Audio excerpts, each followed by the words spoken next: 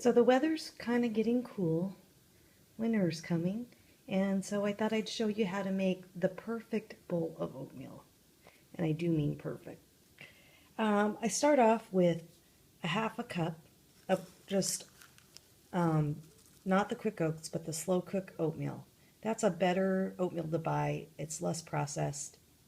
And I put that in a bowl. And then I have a bunch of ingredients that I'll throw into my oatmeal. So here I have them on a plate just so you can see it.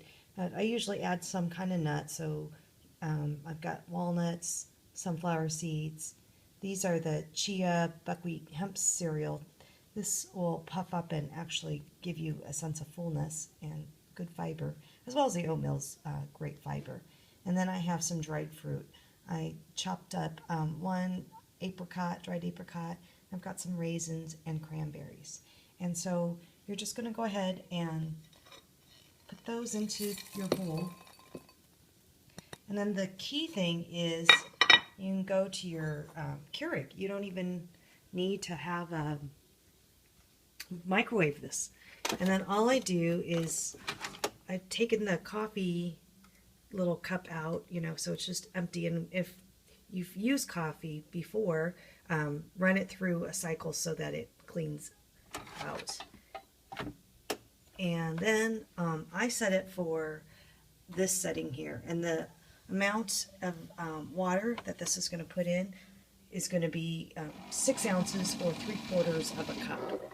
So if you don't have that setting, you just need, for a half cup of oatmeal, 3/4 cup of hot water. There you go.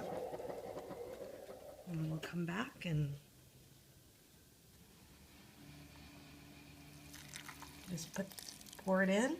Then you take your plate and you just set it on there. Okay? And so what it should look like, hopefully this one's done. There you go.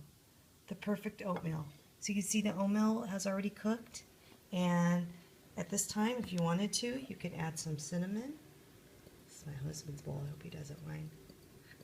I'm going to throw some cinnamon on there for him. And that's it. The perfect bowl of oatmeal. So I hope that you'll try this. No microwaving or anything. And you just have to let it sit in the bowl like this for a few minutes. And that's it. Enjoy!